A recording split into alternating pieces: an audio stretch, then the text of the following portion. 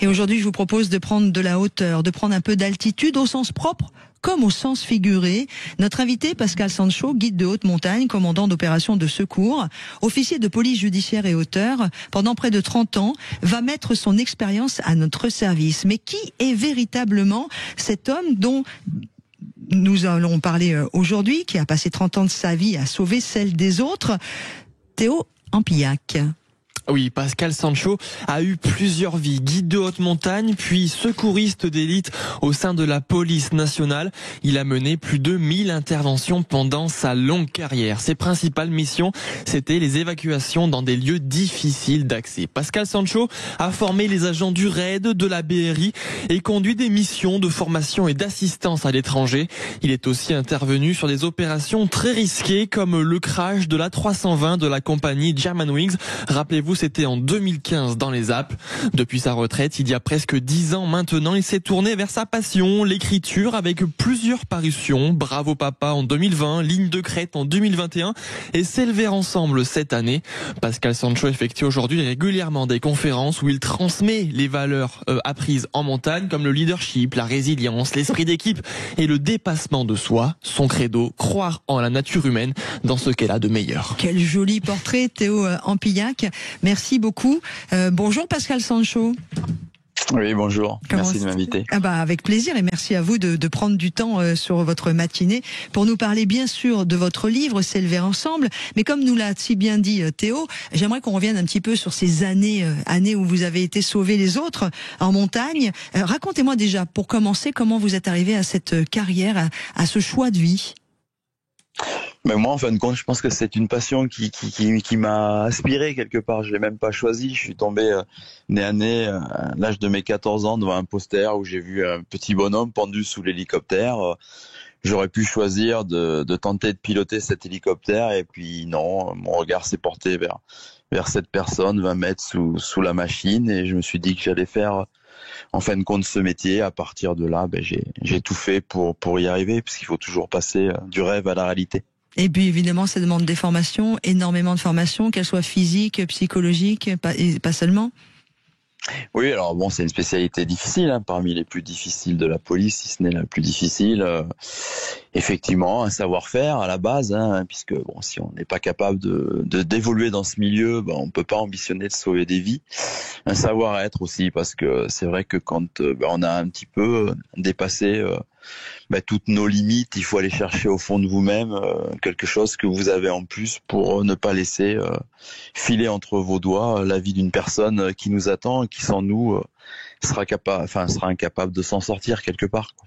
Avant de venir parler de votre livre S'élever ensemble, et on parlera évidemment aussi de ce témoignage et de ce que vous nous invitez à faire grâce à ce livre, c'est-à-dire ça nous parle à nous-mêmes comment réussir à affronter les sommets de la vie avec courage, avec détermination, mais aussi avec humilité. On en parlera parce que c'est très important. Et d'ailleurs, je vais aussi inviter tous ceux qui écoutent Sud Radio à nous appeler au 0826 300 300. On vous attend Manu d'ailleurs. C'est parce qu'ils sont 3 d'un seul coup autour du standard, donc il y a beaucoup de monde qui travaille. Voilà, n'hésitez pas à venir poser vos questions ou vous-même à échanger. Quelle expérience de vie vous a permis de prendre ces reculs nécessaires, cette distance qui fait que vous arrivez maintenant à affronter les sommets de votre vie. Mais avant de parler de cela, j'aimerais avec vous, Pascal Sancho, qu'on revienne sur quelques grands moments de votre carrière.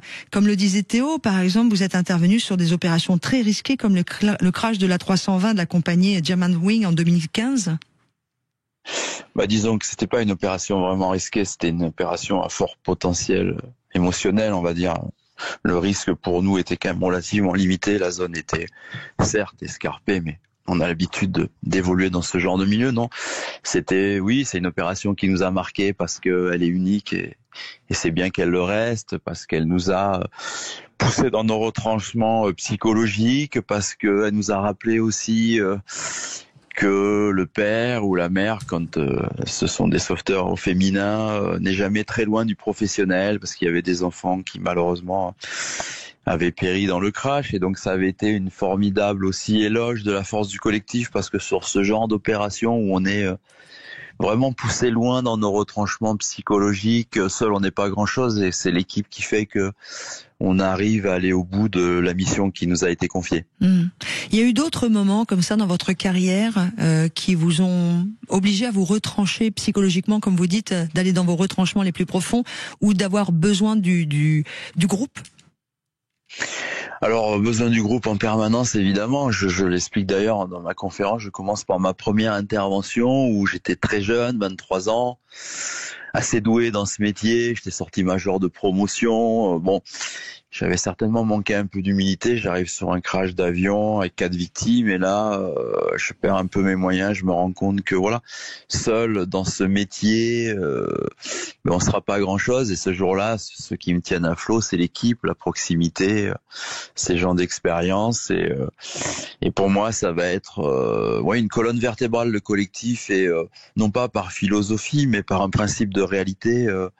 Je pense que voilà, notre compétence individuelle n'a de sens que si elle sert un collectif. Sinon, l'aventure reste peut-être professionnelle, mais elle devient pas humaine. Dans votre livre qui est sorti le 28 mai dernier aux éditions Mareuil, S'élever ensemble, Pascal Sancho, vous témoignez bien évidemment, mais c'est pas simplement un témoignage, c'est un guide. Qu'est-ce qui vous a donné envie de partager vos expériences de secouriste, de montagne sous cet angle-là, celui du collectif dont vous venez de nous parler, du groupe et du leadership dont on parlera un peu plus tard? En fin de compte, c'est pareil, ça s'est un petit peu imposé à moi. On est venu me demander d'intervenir sur une première conférence et puis j'y suis allé un petit peu avec le syndrome de l'imposteur, comme on dit, en ne sachant pas trop ce que j'allais apporter. Puis je me suis rendu compte que ça avait vraiment un écho profond chez les gens, que j'ai d'ailleurs après accompagné sur le terrain, parce que j'aime bien qu'il y ait une deuxième phase où on se confronte à la réalité, qui pour moi est la seule vérité.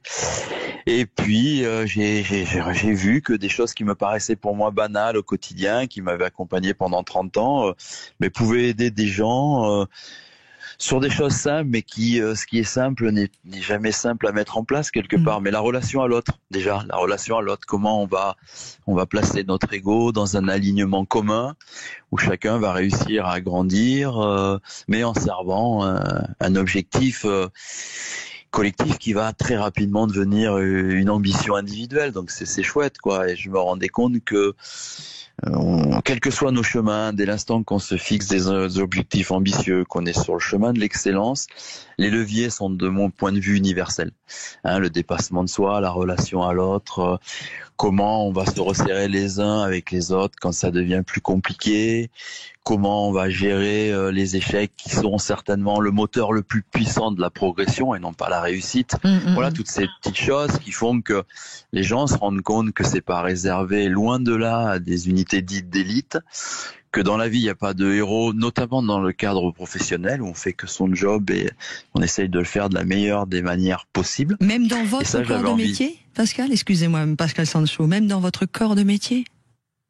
Oui, absolument. Non, l'héroïsme, c'est une version romantique des choses, mais la réalité, c'est quoi? C'est que dans votre métier comme dans le mien, on essaye d'être bien formé à la base, on va être motivé, et ensuite on est déterminé, alors à des stades plus ou moins élevés pour aller au bout de notre mission. Bien sûr que nous, on va parler de sacrifice. Moi, j'ai perdu 7 camarades en 30 ans, c'est la spécialité la plus dangereuse de la police en termes d'accidents mortels. Et finalement, il faut avoir cette appétence pour aller au bout de son engagement, mais le chemin qui va nous amener à la performance, ça reste quand même le même, quoi. Je pense que il faut démystifier. Et ça, Pascal Sancho, c'est la montagne qui vous a appris ça. C'est vos expériences. Vous savez, quand vous sortez du refuge le matin, la première chose que vous faites, vous levez le nez vers le sommet que vous allez faire, il vous place exactement où vous êtes, c'est-à-dire à l'infiniment petit face à l'infiniment grand. Et donc cette humilité, c'est pas une posture, c'est qu'on sait que à la base on est bien plus fragile et parfois plus faible que le milieu, mais qu'on va trouver par des stratagèmes, par de l'intelligence, le chemin pour atteindre le sommet. Et ça, on le retrouve dans la vie. Cette humilité du montagnard, elle est réelle, et c'est parce qu'on sait exactement quelle est notre place, mais on sait aussi quelles sont nos forces intérieures. Et c'est ça qui est génial, c'est qu'on va être capable, notamment dans l'esprit de cordée, en étant reliés les uns avec les autres, franchir les plus grands obstacles parce qu'on est ensemble, parce qu'on sait se dire les choses, parce qu'on sait accepter aussi notre vulnérabilité et puis mettre toutes nos forces en commun pour atteindre ce fameux sommet qui peut être aussi une métaphore de la vie. Vous insistez beaucoup sur l'importance du collectif et je voudrais aussi qu'on parle de fraternité. Est-ce que ça en fait partie à l'heure où l'on parle beaucoup d'individualisme et de compétition, parce que c'est quand même un peu notre époque. Pourquoi pour vous, Pascal Sancho, c'est si important, c'est même essentiel de se mettre au service des autres pour progresser soi-même? Mais déjà, la montagne, quand vous faites de l'alpinisme, elle vous l'impose, vous sortez une corde, vous êtes reliés l'un à l'autre, et on sait que on va mettre toutes nos forces dans cette association quelque part solidaire pour envisager le meilleur et éviter le pire. Mais aussi, on sait qu'il peut arriver quelque chose de très grave, qui est la chute et parfois la mort. Donc, on va pas tricher, on va être vraiment authentique. Et dès le départ, on va bien sûr mettre sur la table dans ce projet nos forces, il en faut, mais aussi nos limites, nos faiblesses et parfois nos défauts. Donc, cette forme de franchise, cette forme de sincérité, mais ça fait qu'on a une relation très atypique avec ce qu'on voit aujourd'hui. On ne triche pas en altitude, on est vraiment soi-même et on sait que on va pas avoir toujours toutes les réponses dans toutes les situations données et qu'on aura besoin de notre camarade de cordée. Et tout ça, ça se retranscrit immédiatement dans nos vies et évidemment dans le monde de l'entreprise si on adhère à cet état d'esprit. On va en parler dans quelques instants parce que j'aimerais bien vous partagiez avec nous sur Sud Radio aujourd'hui, Pascal Sancho, vous qui avez signé non, pas tout de suite, on part pas maintenant, ce livre. Daisy, elle s'est dit tiens, ça y est, on va faire la pause maintenant. non, mais Daisy, c'était pas l'idée. S'élever ensemble, votre livre est sorti en librairie le 28 mai 2025. On va reparler de tout ça, ce que j'aimerais, si vous le voulez bien, donc ça sera juste après la pause, mais qu'on lance pas tout de suite, ma Daisy, on est d'accord? Vous partagez avec tous ceux qui nous écoutent ces conseils comme ça pour aller vers ce que vous nous dites, comment partager avec les uns les autres dans notre entreprise, comment grandir ensemble, parce que c'est vrai que des égos, il y en a plus ou moins qui sont bien travaillés ou pas, et puis comment laisser l'ego de côté et puis ne plus se laisser guider par lui. Non, c'est parce que juste avant qu'on fasse la pause, je voulais dire bonjour à Fabrice qui est avec nous au standard au 0826 300 300. Bonjour Fabrice. Bonjour Laurence. Merci d'être avec nous. Comment ça va? Très bien. Ouh là là. Très bien. Ouais, parce qu'on a... Non. Le chat est parti, ça y est, il est parti. Ah, le gros chat est parti. Il a vu une souris, s'est échappé. Voilà. Faites comme Fabrice, vous n'hésitez pas, vous nous appelez au 0826 300 300 si vous voulez réagir à ce témoignage, à ce partage de compétences et de connaissances de notre ami Pascal Sancho. On vous écoute, Fabrice, vous êtes où vous d'ailleurs en ce moment? Oloron, Sainte-Marie. Ah, j'aime beaucoup l'île d'Oléron. Voilà. Les Pyrénées. Oloron, pardon, pas l'île d'Oléron, pardon, les Pyrénées. En plein les Pyrénées, ça doit parler au commandant. Oui, il a réagi d'ailleurs, il a dit les Pyrénées. On vous écoute, Au pied du pic du Midi d'Ossau. Absolument, qu'on voit. Le Jean-Pierre. Écoutez, moi, je voudrais lui tirer un coup de chapeau et à toute sa corporation, parce que il y a dans la police, mais il y a aussi les autres. Il y a nous en secteur gendarmerie, il y a les pompiers. Pour donner un exemple, c'est que ne serait-ce que samedi, 5 interventions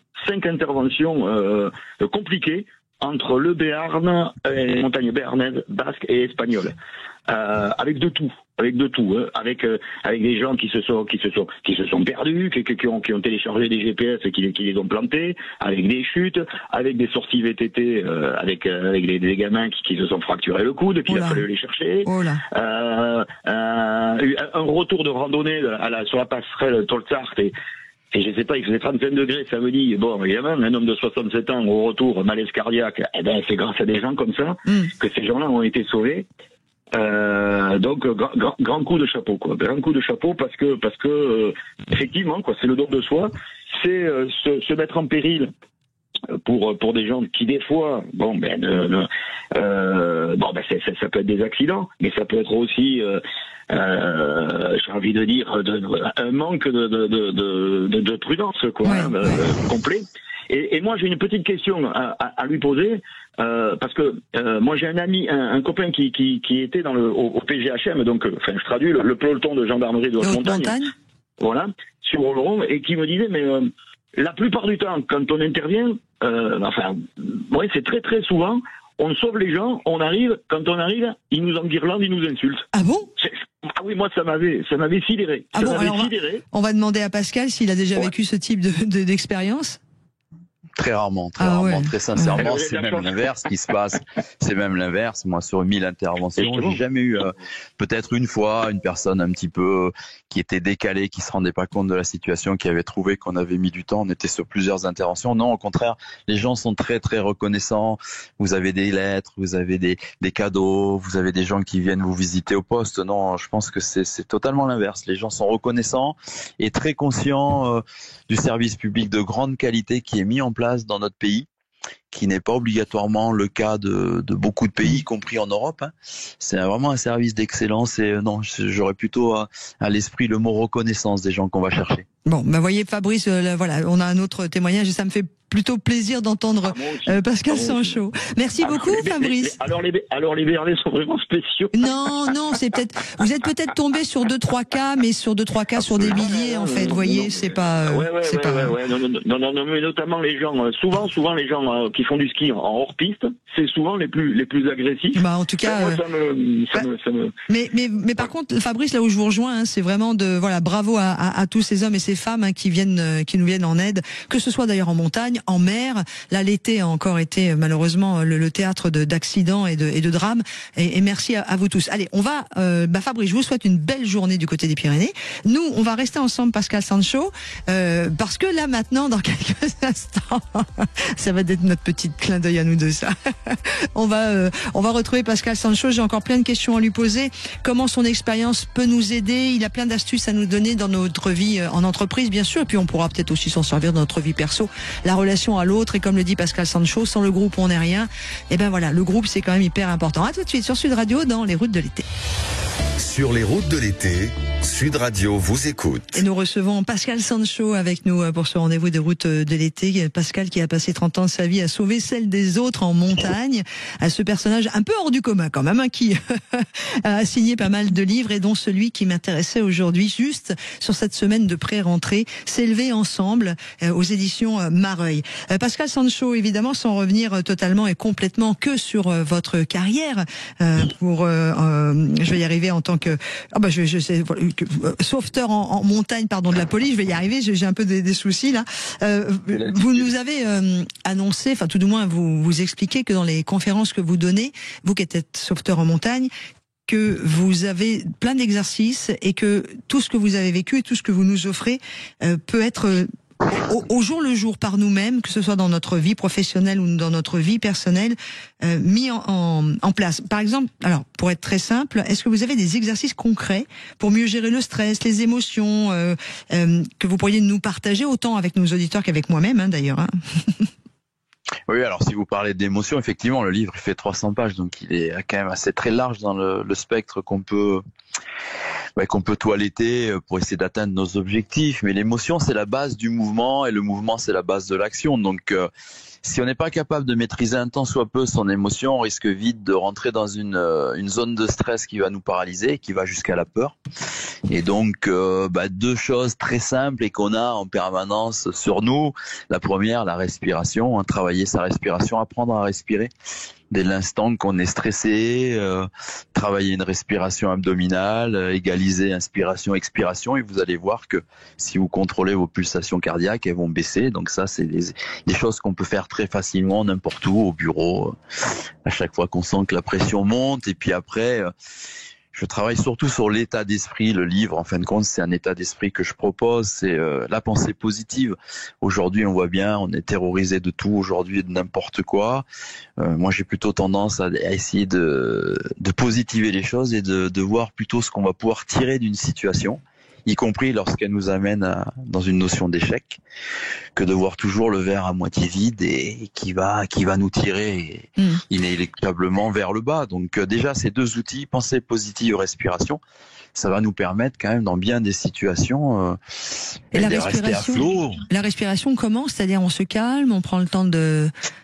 Vous prenez un petit exercice simple, vous prenez votre inspiration, votre expiration, vous allez l'égaliser, vous comptez jusqu'à 5, j'inspire, 5, j'expire, 5. Et on va essayer à chaque fois de la faire ralentir. Vous allez voir que vous allez rentrer dans un état un petit peu de plénitude qui fait que petit à petit, les choses vont s'améliorer. Ensuite, plutôt que de penser à quelque chose qui vous stresse et qui est négatif, vous allez prendre une image positive qui vous réjouit, qui vous fait du bien, et vous allez vous concentrer sur cette image. Même et quand... puis, Pardon, oui. Allez-y, oui.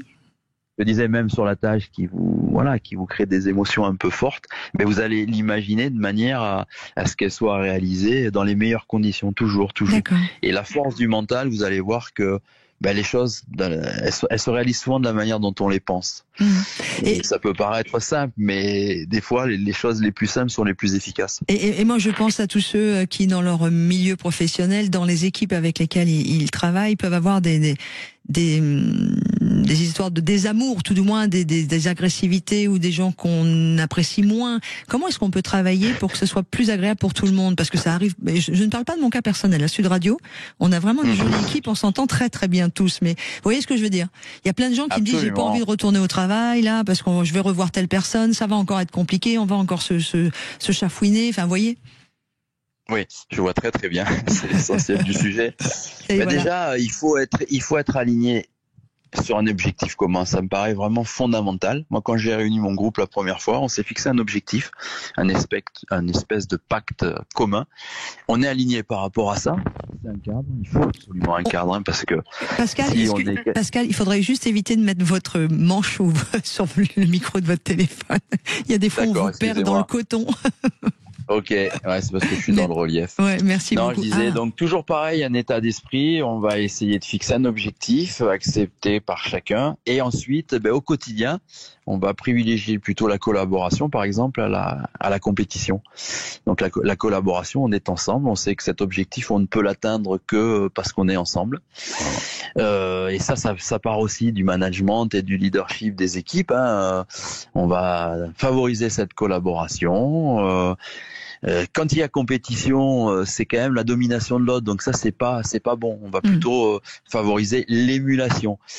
Et ensuite considérer que dans un groupe, ça peut être normal qu'il y ait des tensions, des conflits. On va désamorcer tout ça en regardant la situation comme elle est.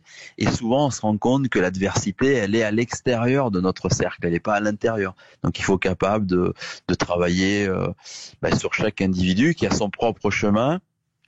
Et puis de considérer que dès le départ, le collectif c'est quand même une chance, c'est pas une contrainte, et on va grandir dans le collectif. Les gens qui seront bons resteront bons dans un collectif, et ceux qui deviendront excellents le seront grâce à ce collectif, et notamment à ce que les autres leur auront quelque part apporté. Donc c'est avant tout un état d'esprit. Mais si on est en concurrence et si on est en compétition, ça peut pas marcher. Oui, et puis laisser la collaboration. Et puis laisser l'ego de côté, parce qu'il n'est pas du tout de bons conseils, cet ego, il faut le laisser à la niche.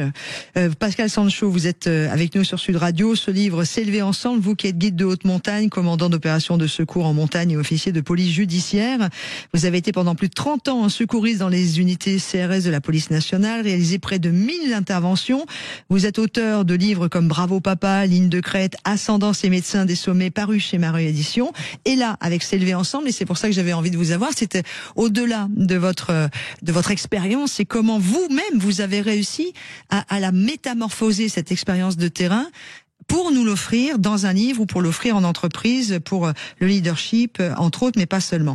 Vous citez d'autres personnalités d'ailleurs dans votre livre qui sont issues du sport, de l'innovation, de la politique. Ce sont aussi des parcours très très différents du vôtre, et pourtant il y a des choses en commun puisque vous en parlez. Mais oui, c'est pour ça que quand on regarde la performance, c'est toujours la même chose, c'est qu'on arrive à franchir des étapes, et ces étapes, de mon point de vue, elles sont universelles. Le dépassement de soi, l'aptitude à travailler avec les autres, l'état d'esprit qu'on va être capable de développer par rapport à un revers, une désillusion, un échec même. Tout ça, on va le rencontrer quels que soient les écosystèmes. C'est après qu'est-ce qu'on en fait.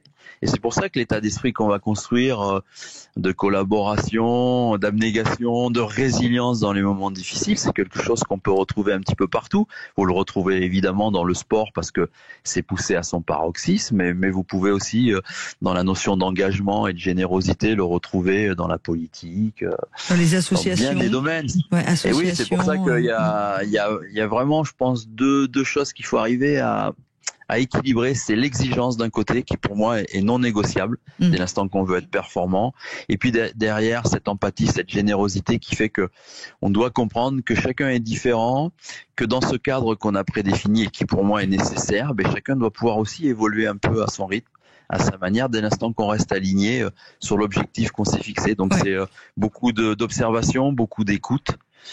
Est-ce que ça marche en famille?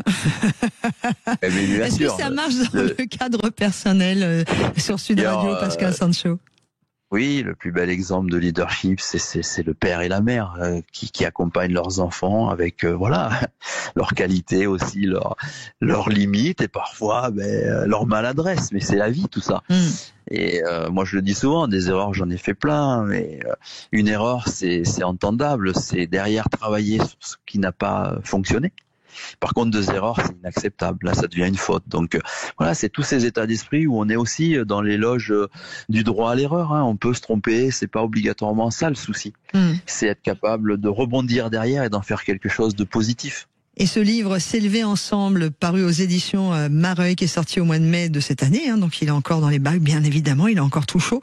Pascal Sancho, tout frais, pardon, oui, chaud, frais, ça dépend. Vous êtes plutôt montagne, moi je suis plutôt mer en été, donc d'où la différence des mots. Non, je vous taquine. Merci beaucoup d'avoir été avec nous, Pascal. Merci à vous, c'était sympa. Et puis